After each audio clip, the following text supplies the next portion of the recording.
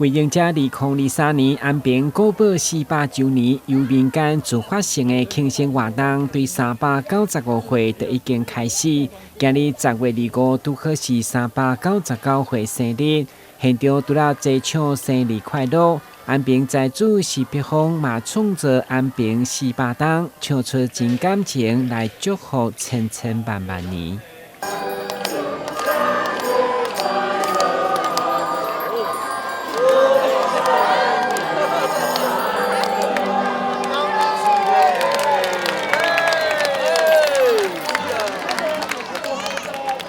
安平400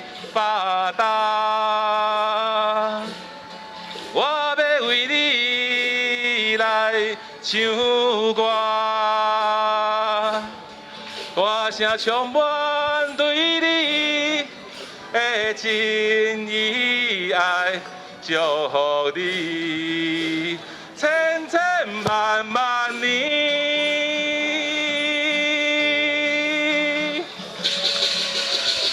安平古堡生日快乐！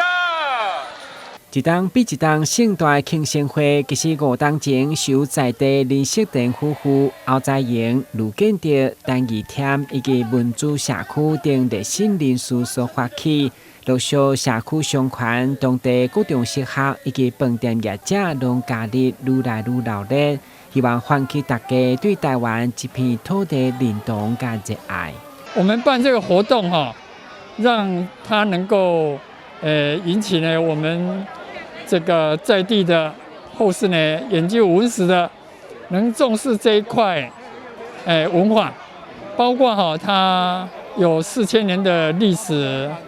沉积在我们这个古堡里边。然后呢荷兰时代我们安平已经是对外的一个港口。可以说是我们已经向世界打开了一扇门。我们最大的这个航点到日本，然后西边到大陆，南边呢到这个印尼，甚至到欧洲。所以呢，在安平这一块虽然小小的地方，但是在我们台湾来讲的话，它的历史地位应该说是相当的高。好，我们庆祝这个活动，也希望唤起大家对这个台湾本土意识的重视。399年前，咱的荷兰东印度公司来到咱台湾，然后在这个所在，要来起一个军事要堡，所以有伫遮做一个奠基的工程，所以拄好是伫咱的1623呐，1623的10月25。所以，因每一年咱伫安平遮，